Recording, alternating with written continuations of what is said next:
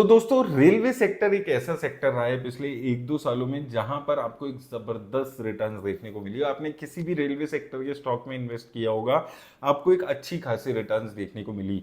लेकिन जुलाई के बाद से इन स्टॉक्स में लगातार गिरावट देखने को मिली है। कुछ स्टॉक 30-40% तक भी गिर चुके हैं। तो क्या इस पॉइंट ऑफ टाइम पे ये जो गिरावट आई है इसका आपको बेनिफिट उठाकर इन्वेस्ट करना चाहिए रेलवे सेक्टर में, या फिर अभी भी इस सेक्टर को आपको थोड़े टाइम के लिए भूल जाना चाहिए, अवॉइड करना चाहिए? इन चीजों पे हम इस वीडियो में बात करेंगे। पहले कुछ कंपनीज यहां पर देख लेते हैं। Indian railway finance corporation IRFC यहां पर देखेंगे 230 रुपए से 150 रुपीज के आसपास आ गया है। एयरकॉन इंटरनेशनल 352 रुपीज से आज 217 रुपए के आसपास आ चुका है। आरवीएनएल 650 से 500 रुपए के आसपास आ चुका है। आईआरसीटीसी लगभग 1150 रुपए से 873 रुपीज के आसपास आ चुका है। इसके अलावा जुपिटर वैगन की बात करते हैं तो ये भी 750 रुपए से लगभग 500 रुपए के आसपास आ चुका है। तो अक्रॉस एवरी कंपनी यहां पर आपको गिरावट देखने को मिलेगी। अब आपको अगर हम कंपनी वाइज चलते हैं, जैसे सबसे पहले जुपिटर वैगन्स की बात कर लें, यहां पर आप यहां पर देखेंगे लगभग जुलाई के बाद से, यानी कि इलेक्शन के पीरियड के बाद से एक वन साइडेड गिरावट इस कंपनी में देखने को मिली है। यहां पर अगर आप इधर देखते हैं तो यहां पर आपको एक तो देखने को मिलेगा कि इनका जो सपोर्ट लेवल है 500 रुपए का, ये इस वक्त ये तोड़ चुका है। और मुझे लगता है कि नेक्स्ट लेवल से यहां पर 400 रुपए तक के भी इस कंपनी में जा सकते हैं। अब दो चीजें यहां पर आपको समझनी है। पहली तो वैल्यूएशंस इसकी अभी भी इतनी गिरावट के बाद भी 56 की प्राइस टू अर्निंग के आसपास है, जो कि एक बहुत हायर साइड पे वैल्यूएशंस है। इस गिरावट के बाद भी 5 साल की अगर आप इसकी रिटर्न्स को यहां पर देखते हैं तो एक जबरदस्त रिटर्न्स यहां पर ऑलरेडी बनी हुई है। एक अच्छी खासी रिटर्न्स यहां पर आ चुकी है। तो हो सकता है ये अब शेयर थोड़ा कंसोलिडेशन फेज में जाए, जो हमने सभी शेयर्स के साथ देखने को मिलता है। मैंने उस टाइम पे भी बार बार यही चीज पे बात की थी कि हर शेयर में कंसोलिडेशन फेज आता है। हमने बहुत शेयर्स में ऐसे देखा है। रिसेंटली टाटा एलेक्सी के शेयर में देखा, केपीआईटी टेक के शेयर में देखा। बहुत सारे शेयर्स हैं जो एक दो साल ऐसा लगता है कि अब ये शेयर कभी हाथ में ही नहीं आएगा, और उसके बाद वो शेयर कंसोलिडेशन फेज में चला जाता है। और यही कुछ अभी हमें इस शेयर में भी देखने को मिल रहा है। यहां पर आप देखेंगे जबरदस्त रिटर्न्स हैं, लेकिन यहां पर गिरावट आपको लगातार देखने को मिल रही है। उसका रीजन दूसरा ये भी रहा है कि अब जो इनके रेवेन्यूज हैं उसमें कोई बहुत ज्यादा ग्रोथ देखने को नहीं मिली है। इनकी वैल्यूएशंस में, ऑपरेटिंग मार्जिन में इंप्रूवमेंट देखने को मिला था 2%, 8-9% से 14% के आसपास की वैल्यू ऑपरेटिंग मार्जिन आ गए थे, जिस वजह से इंप्रूवमेंट इनकी प्रॉफिटेबिलिटी में देखने को मिला है। लेकिन अगर हम यहां पर सोनली इनके यहां पर सेल्स की ग्रोथ की बात करते हैं तो वो क्वार्टर ऑन क्वार्टर यहां पर आती हुई नजर नहीं आ रही है। स्पेसिफिकली अगर हम यहां से देखेंगे तो यहां पर आप देख सकते हैं 880-890 की रेंज में यहां पर सेल्स होती हुई नजर आ रही है। इसके अलावा आप अगर हम दूसरी कंपनीज पे चलते हैं, अगर हम बात करते हैं यहां पर इंडियन आईआरएफसी की, तो यहां पर आप देखेंगे 31 की प्राइस टू अर्निंग है। यहां पर भी गिरावट आपको देखने को मिली है। यहां पर आप देख सकते हैं कि इसका जो सपोर्ट है वो 140 रुपीज के आसपास रहने वाला है। तो 140 रुपीज तक भी इसके शेयर का प्राइस जा सकता है। और अभी जो ये प्राइस है ये अपने 200 डीएमए के आसपास चल रहा है।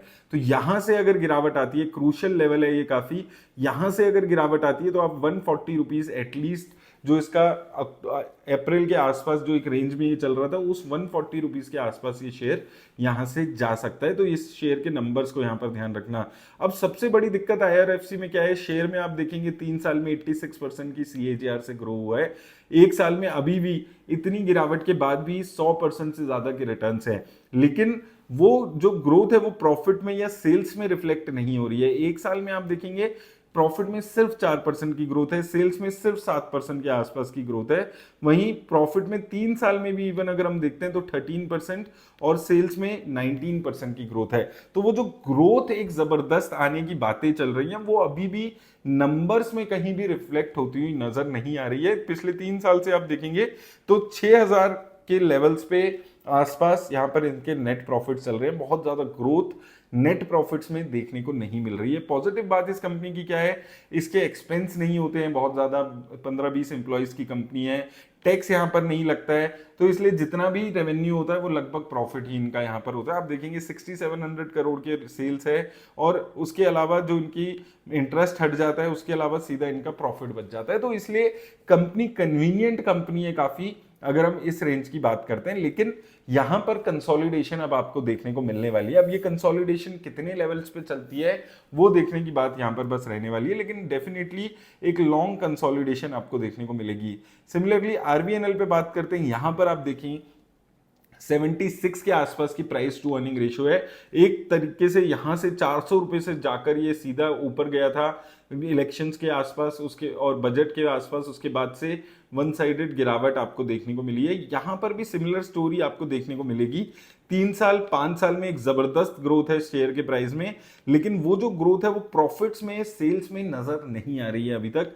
3 साल में प्रॉफिट की ग्रोथ 16% की और सेल्स की 12% की ग्रोथ है, और नेगेटिव ग्रोथ 1 साल में आपको देखने को मिली है। यहां पर आप देखेंगे तो सेल्स के नंबर्स बहुत ज्यादा उठे हुए नजर नहीं आ रहे हैं, बहुत ज्यादा उछाल देखने को नहीं मिल रहा है। सिमिलरली नेट प्रॉफिट में भी आपको सिमिलर चीज देखने को मिलेगी।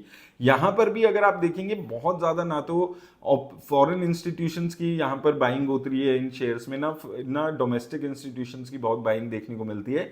डोमेस्टिक इंस्टीट्यूशंस के नाम पे लाइफ इंश्योरेंस एलआईसी ने ही अपना मेजरली पैसा सारी इन कंपनीज में लगाया होता है, तो इसलिए मुझे लगता है कि अभी ये अवॉइड करके आप चल सकते हैं। मैं आपको एक छोटा सा एग्जांपल एक और दूसरे रेलवे स्टॉक का दूंगा, यहां पर आईआरसीटीसी। ये शेयर आज से 3 साल पहले बहुत अच्छी रिटर्न्स दे रहा था। आप यहां पर देखेंगे तो यहां पर आप देखेंगे 2021 में, लगभग 3 साल पहले ये शेयर 1100 रुपए पे था।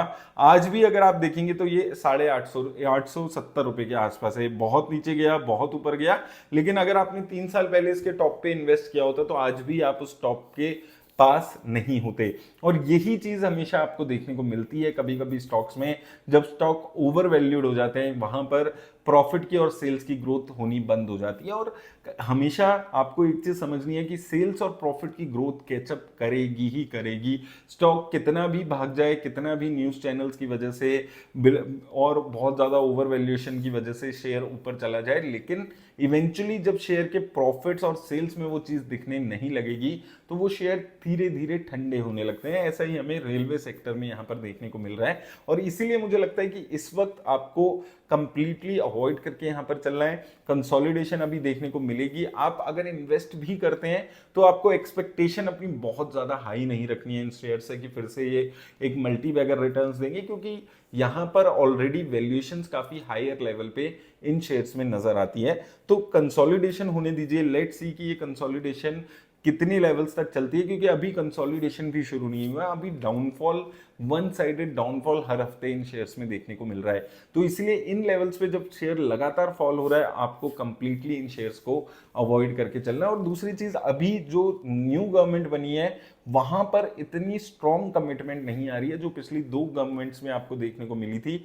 वहां पर अभी इंफ्रास्ट्रक्चर डेवलपमेंट, उसको लेके इतनी ज्यादा अभी कमिटमेंट निकल कर नहीं आ रही है जितनी पहले देखने को मिल रही थी। इस वजह से भी थोड़ा सा इन कंपनीज में अभी ठहराव आपको देखने को मिलेगा। तो इसलिए इन सब चीजों का ख्याल रखिएगा। इन्वेस्ट कर रहे हैं अगर आप रेलवे शेयर्स में, लेकिन याद रखिए किसी भी तरह की इन्वेस्टमेंट की राय नहीं